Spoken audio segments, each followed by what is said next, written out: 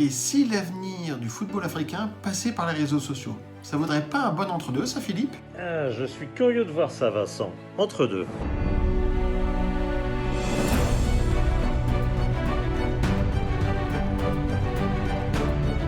Partout dans le monde, l'économie du football est liée aux droits télé et au sponsoring. Et ces deux piliers de l'économie sont tirés par le haut par les réseaux sociaux qui permettent de connecter les intérêts des diffuseurs ou des annonceurs avec le consommateur final. Et à ce petit jeu-là, évidemment, il y a les ligues qui sont puissantes, la Liga notamment, et surtout la Première Ligue, mais ce sont les clubs, et encore plus que les clubs, les joueurs qui tirent vers le haut. Et c'est peut-être là la vraie chance pour le football africain. Parce que si on a des joueurs qui évoluent dans les championnats africains, qui ont peu de communautés à date, en revanche, les grands joueurs africains évoluent dans les grands championnats. Et avec le nouveau classement, le Social Football Africa, on peut voir le top 20 de ces joueurs africains sur les réseaux sociaux. Et sans grande surprise, finalement, on en retrouve dans le top 10, 7 qui jouent en Première Ligue. Le plus puissant d'entre eux étant Mo Salah, l'Égyptien, avec plus de 65 millions de fans dans le monde. Suit Sadio Mané et Pierre-Emerick Aubameyang, qui sont tous les deux au-delà des 10 millions de fans et qui arrivent à se classer dans le top 20 des joueurs de Première Ligue. Voilà une réelle opportunité pour les Africains suivre leurs joueurs stars, qu'ils soient en Afrique ou en Europe, que ces fans africains soient d'ailleurs en Afrique ou en Europe. Voilà une réelle opportunité pour développer ces stars et puis développer l'intérêt des annonceurs. C'est certainement une bonne occasion pour le football africain de saisir cette chance.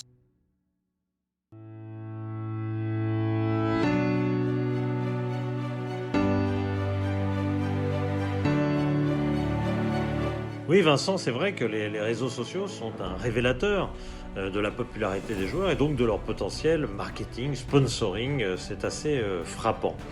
Ce qui est frappant quand même dans cette étude, dans cette révélation que représente ce Social Football Africa, eh bien ce sont les écarts. Moi, ce qui me frappe le plus, ce sont les écarts. Parce que les trois premiers, Salah, Mané, Aubameyang, on pourrait dire que globalement, il n'y a pas d'erreur. Ce sont les trois joueurs qui, tous les ans, sont les trois premiers du Ballon d'Or africain. Il n'y a pas d'erreur là-dessus. Par contre, ils sont très très loin des plus grands joueurs du monde, beaucoup plus loin que leur valeur ne devrait le laisser paraître. Et puis, à l'intérieur des joueurs africains, l'écart est très très sensible.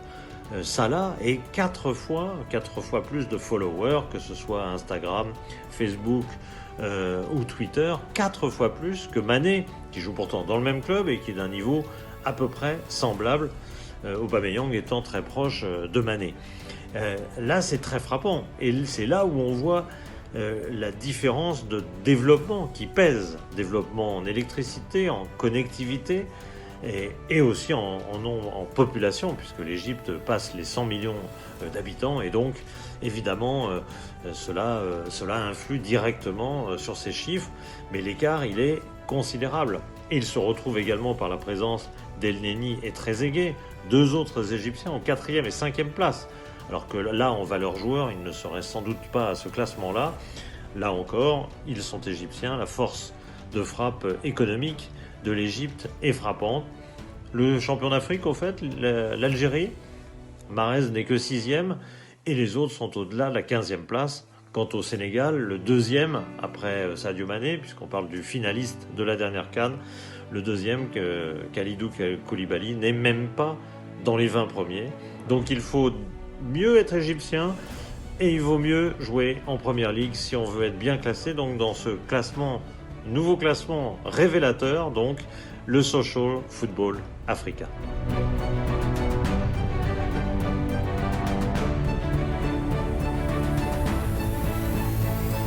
Vincent, pour les solutions, on va aller du côté de Dakar. On va retrouver Jamil Faye qui a lancé Japo Sport Entertainment, qui est une agence conseil, marketing du sport, et qui était aussi consultant international auprès de la FIFA et du CIO notamment.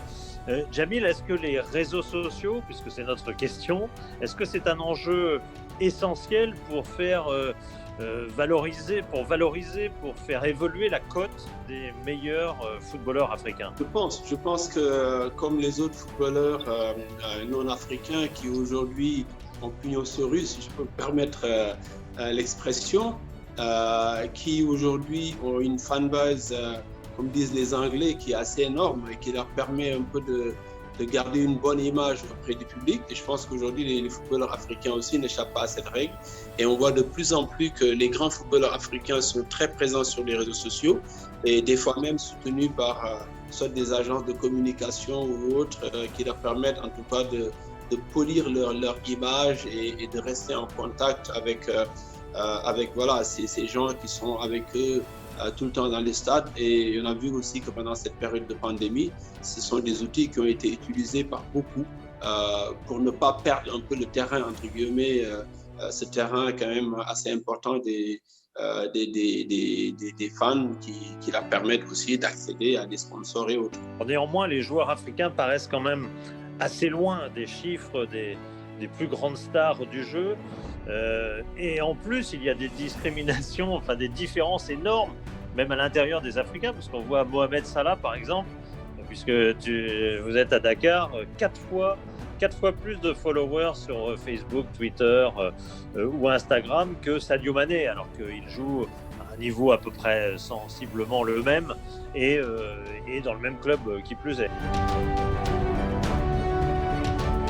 Après, c'est vrai que ça se joue aussi à d'autres facteurs. Hein. Je pense qu'aujourd'hui, au niveau de la connectivité en Afrique, on se rend compte que beaucoup en Afrique subsaharienne, plutôt, beaucoup de gens utilisent leur téléphone comme un appareil pour passer des coups de fil ou pour faire des transferts d'argent.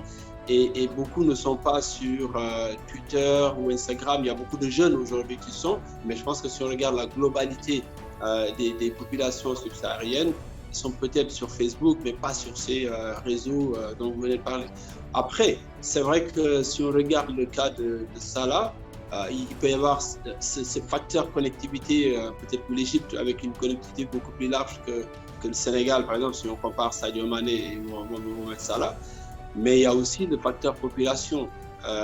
J'ai plus la population de l'Égypte en tête, mais je pense que c'est plus de 100 millions contre 17 millions. Donc, rien que sur ça, je pense que c'est tout à fait normal. Hein, en tout cas, si on compare les deux pays, que Mohamed Salah soit devant.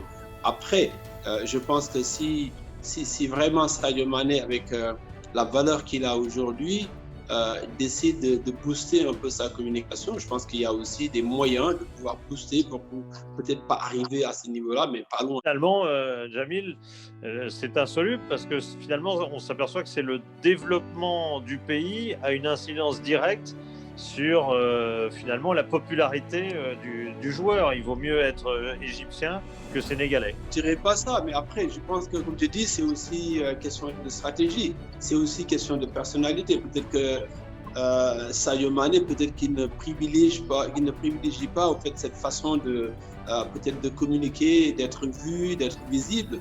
C'est peut-être un choix, mais c'est vrai qu'aujourd'hui, si on met la connectivité sur la balance, je pense que l'Égypte fait quand même partie des 10 premiers pays d'Afrique en termes de connectivité. Le Sénégal, je sais pas, je me souviens plus, mais facilement dans les 30 premiers. Donc là, encore une fois, il y a des désavantages pour Sadio Mané qui ne sont pas liés à lui, à sa personnalité ou autre, qui sont des faits, voilà, c'est la technologie qui peut-être le rend un peu désavantagé, mais je suis pratiquement sûr qu'aujourd'hui, on peut booster sa communication en payant. Beaucoup de gens le font.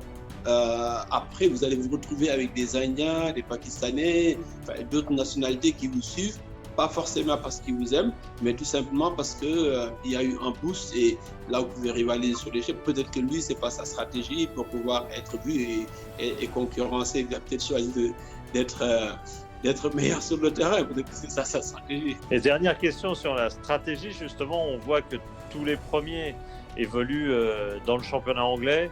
Là aussi, pour avoir une bonne stratégie digitale, il vaut mieux être en première ligue parce que c'est ça qui est vu, c'est la compétition qui est la plus vue au monde. Après, c'est vrai qu'il y a d'autres facteurs qui rentrent en jeu. Le fait que vous jouez dans un championnat anglais, c'est pas la même chose que d'être sur la Première Ligue. Quand vous allez en Asie, aujourd'hui, l'impact que la Première Ligue a, ça n'a rien à voir avec la Ligue 1 en France. Et à partir de là, vous êtes boosté parce que il y a pas mal de gens qui sont tagués. Il y a aussi une communication très forte des différents clubs qui sont relayés par d'autres personnes. Et on sait aussi dans les réseaux sociaux, ça marche beaucoup entre qui tweet, qui retweet et qui commente et tout ça. Donc sur ça, effectivement, il y a un avantage quand même assez considérable d'être en Première Ligue.